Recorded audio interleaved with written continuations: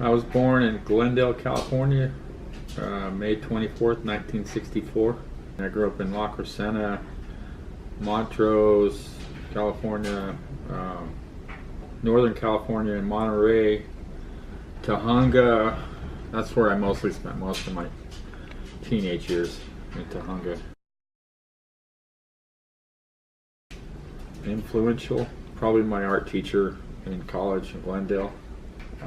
We did mental exercises to switch from the left side to the right side of the brain to, see stuff that, young kids see. I drew him, and with his sunglasses on, and I'm like, I'm not just going to draw him. I'm going to do something that, is creative. But just learning all the stuff from him, that's what I came up with. So Yeah.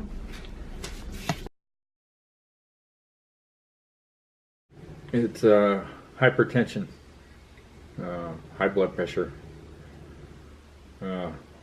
which could be being angry a lot, being eating a lot of stuff with sodium in it, drinking, smoking, all that stuff that was,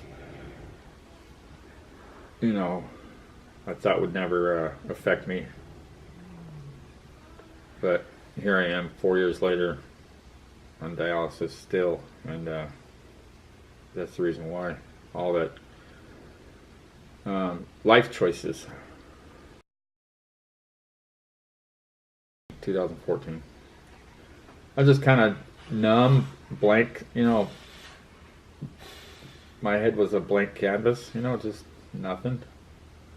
I was just like, here we go. I don't know what this is all gonna, be like.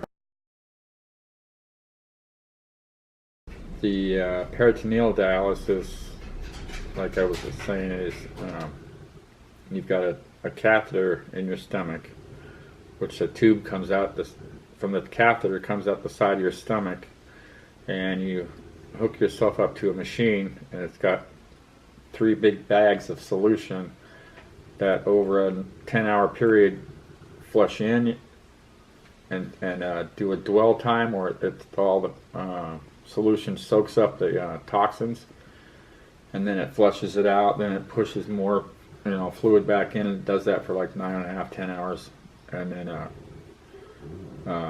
it's very dangerous because you can't take a bath. You have to take a shower because you don't want to get infections in that tube sticking out of your side. So, and then the difference is that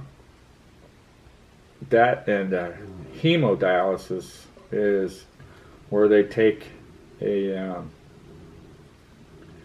vein and your artery and make a fistula out of it, and it's like right in there. And that's where they stick 2 14-gauge needles in your arm 3 days a week. And it cleans out your blood, and while it's cleaning out your blood, it pulls fluid off. So pulls the toxins off out of your blood and the fluid off. And if you don't go to your treatments, then your legs fill up with fluid, and you fill up with toxins, and then then you go see Jesus.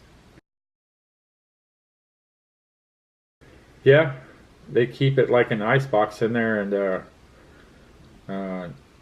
if you don't bring a blanket or something, it sucks 3.5 hours. You freeze, and then you can't move your arm because you've got the 2 needles in there, and if you move your arm, then the needles inside there will bounce off the wall, or it's called sucking the wall, and then they have to pull them out and readjust them, and that's extremely painful.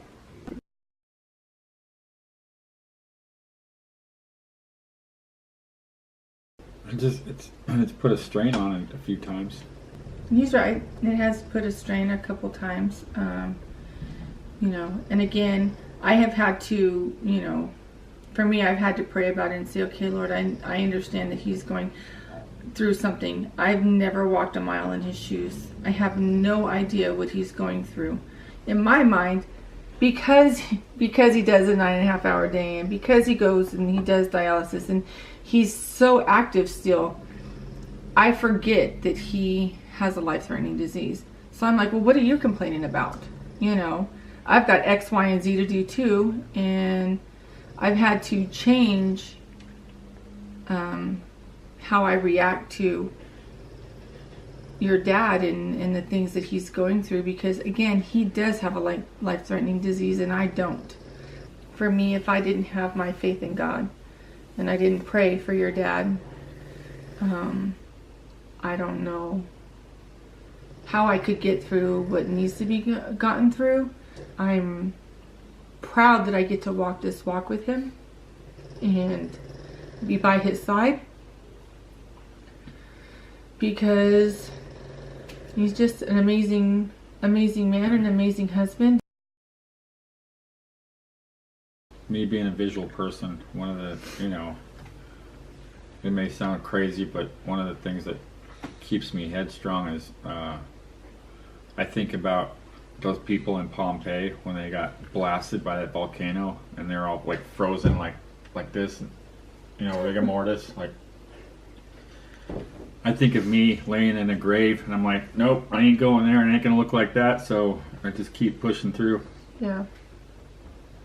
Other than my mom, you're probably the most strongest person I've ever known and ever met, because you do have that headstrongness. You're like, I'm not going to let this defeat me, and I'm going to come out the other side a winner. And when he goes to dialysis, he's surrounded by people who just don't care. They eat what they want to eat and they drink what they want to drink.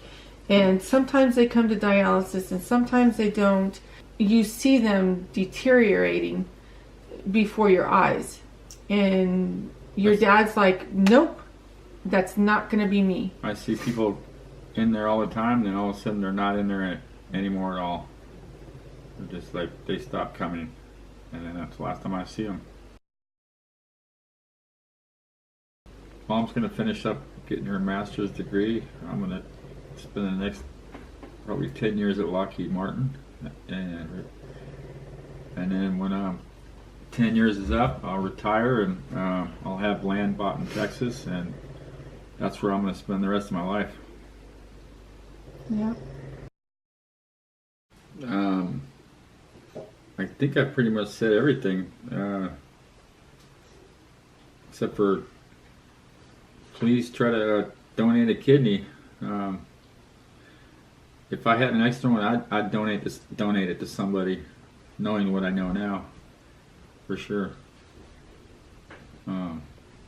So I need a kidney, so please give me a kidney. That's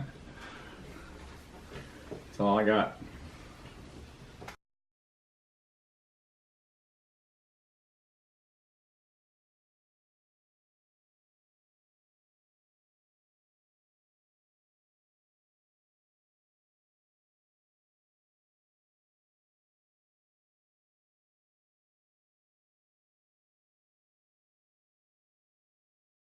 Now we edit.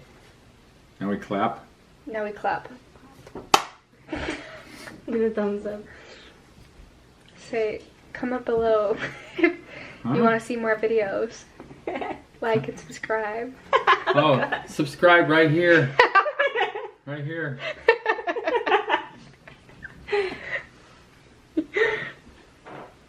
Right here. Not here. Here.